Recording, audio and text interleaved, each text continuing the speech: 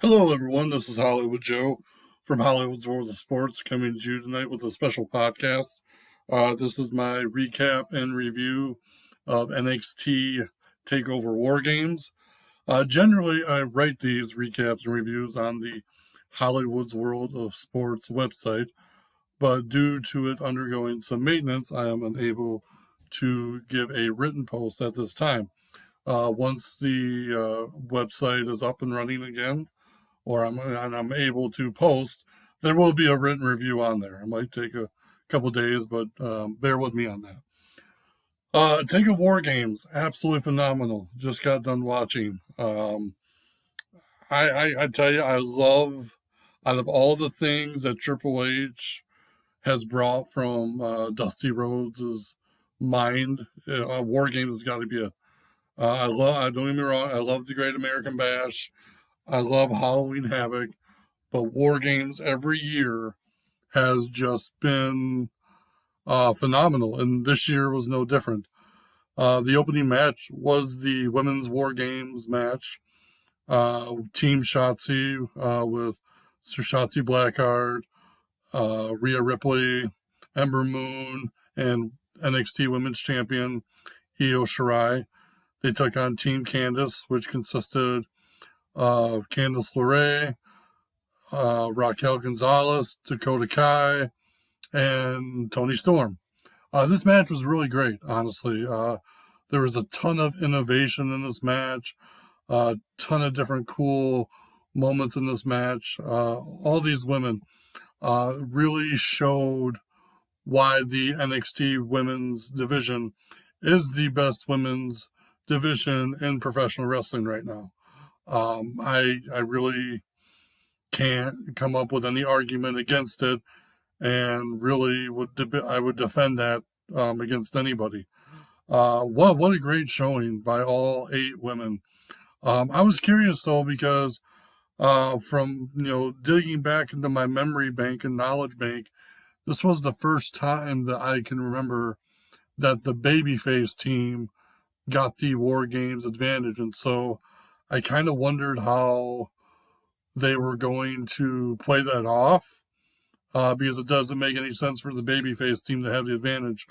But they used great psychology in having Io Shirai being isolated outside until Candice LeRae was able to get into the match, and basically at that point the heels had the advantage. So what a great way to pull that off. It was a little bit of a different psychology and different twist to it. So I appreciate that NXT, whoever produced that match, was thinking outside the box a little bit.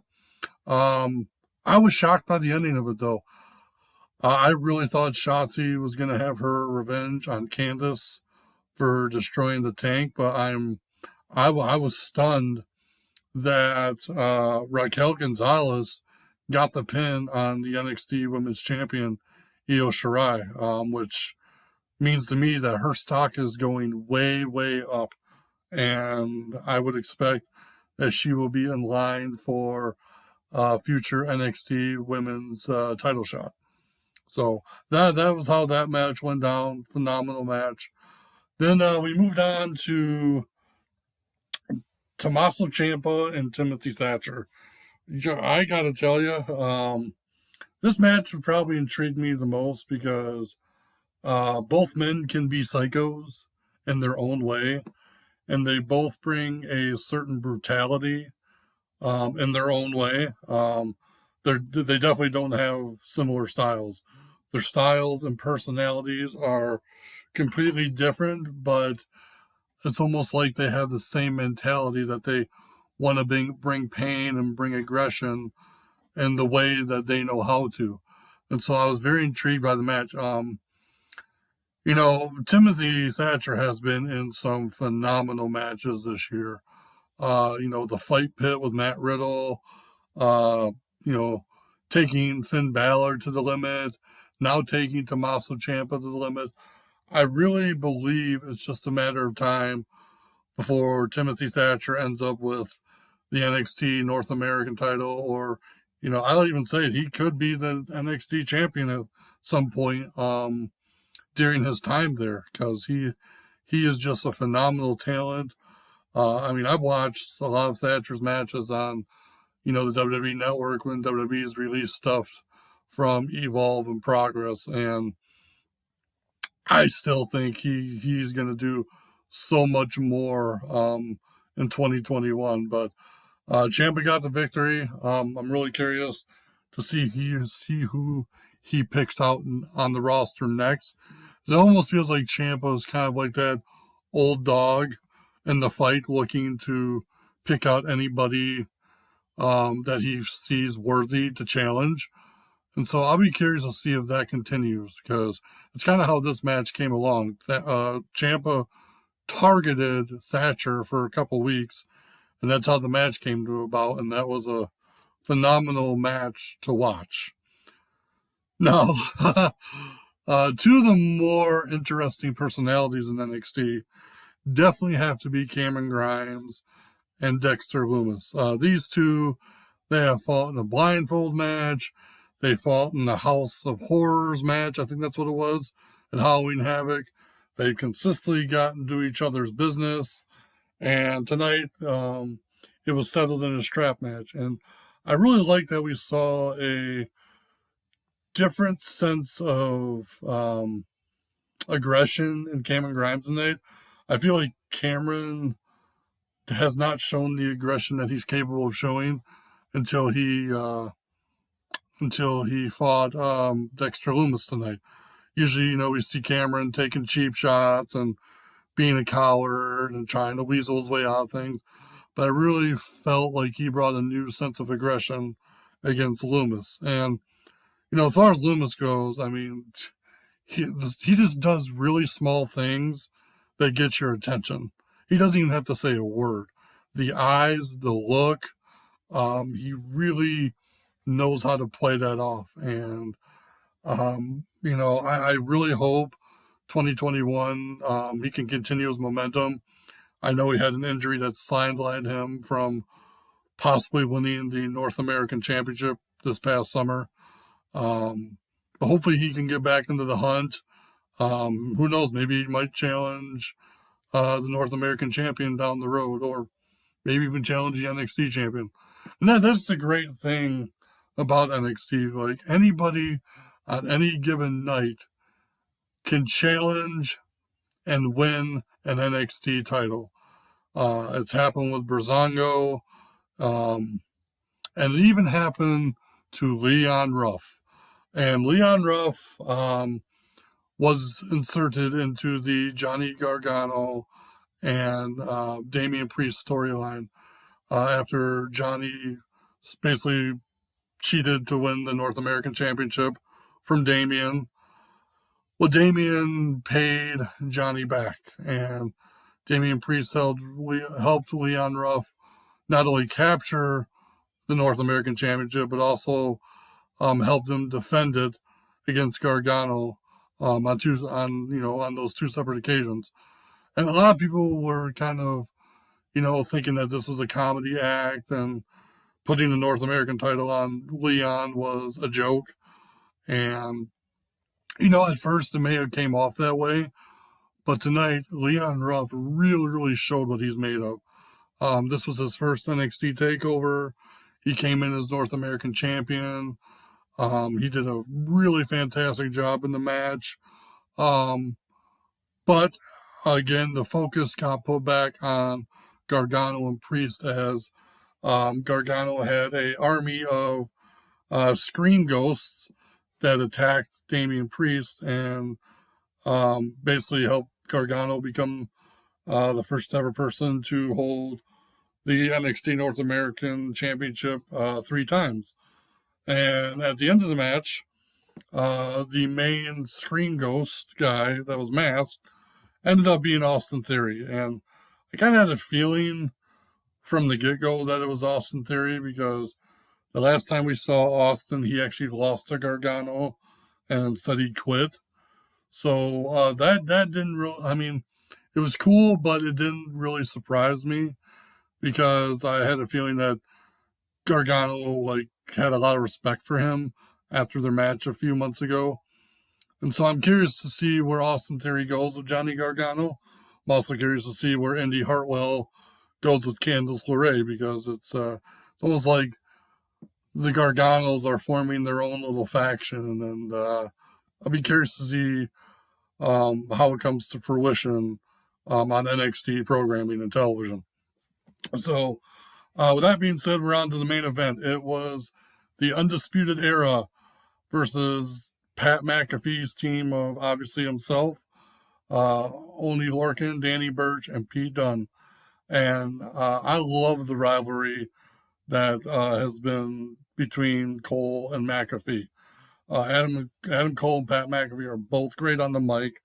Pat McAfee's mic skills come naturally, and his charisma and his personality come naturally. You can definitely tell it's not forced, which makes it even better. Adam Cole has always had a very strong personality in professional wrestling, even dating back to his days in Ring of Honor, and the two just mesh well. I was actually really shocked that Pat had as good of a match as he did at the last takeover. Really, really surprised me. And, tonight he played his role well. He played a great heel. He had three guys who are three legit tough guys in the business backing him up. Pete Dunne, Oney, Danny, they're very, very tough. I think this is great for them. So I feel like they have been held down long enough. So it's been great to see Oney and Danny be the NXT Tag Team Champions. It's actually great to see Pete Dunne back in NXT. He was in NXT UK for a while. With the pandemic being shut down, he couldn't get back into the States, but he's back now, and I personally would love to see Pete Dunne challenge Finn Balor for the NXT Championship. I think that would be a phenomenal match.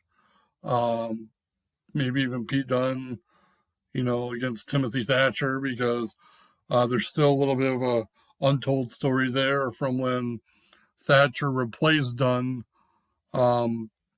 as Matt Riddle's partner earlier in the year, and Thatcher turned on Riddle.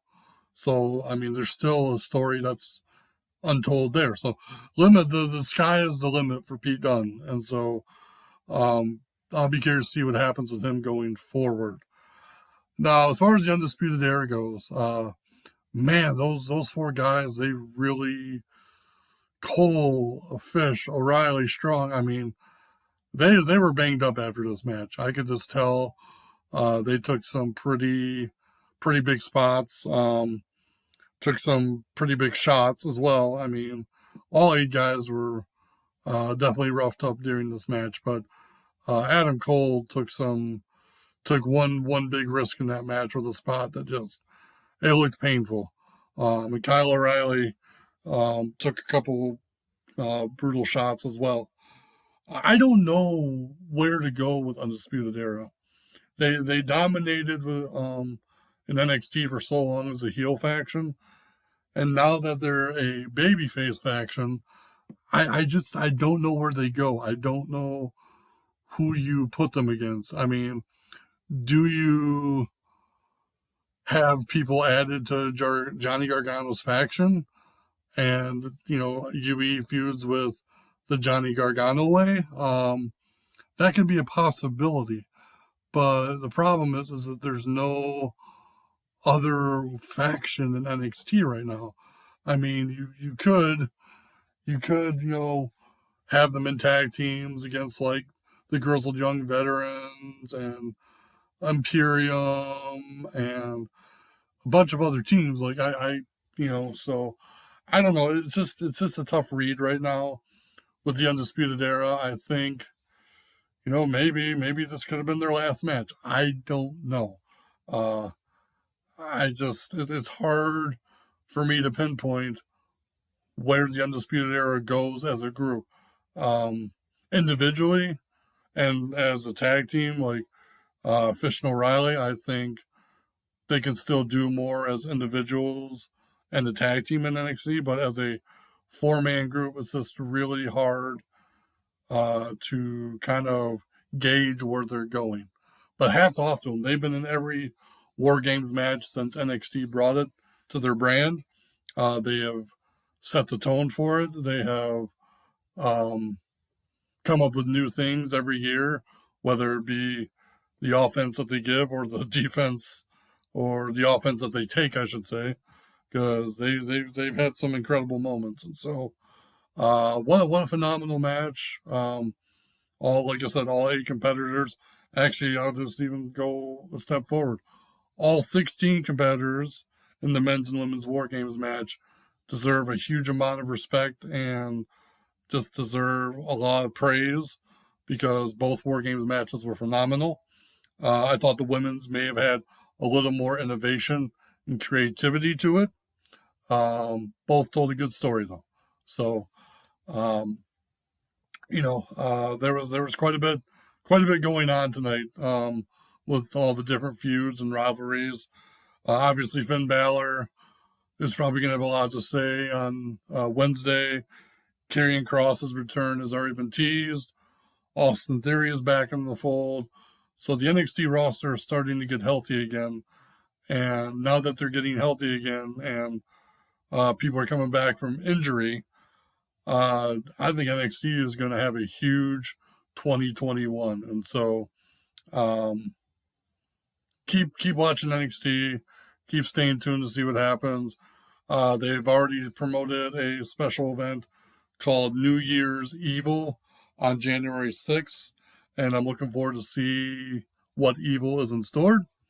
But until then, we'll just have to keep watching NXT for the next few weeks over the holiday to see how they build towards their big first Wednesday of the year. That's all for me for now. I thought NXT War Games 9 out of 10. That's my rating for the night. If you guys ever want to read my recaps and reviews of the WWE NXT pay-per-views, be sure to go to Hollywood'sWorldOfSports.com. And like I said, I write about every NXT and WWE event that they have. Again, the website was under maintenance this weekend, so I kind of had to recap and review a different way. So I'm glad you guys are tuning in. Hope you have a wonderful holiday season. And remember, my name is Hollywood Joe from Hollywood's World of Sports.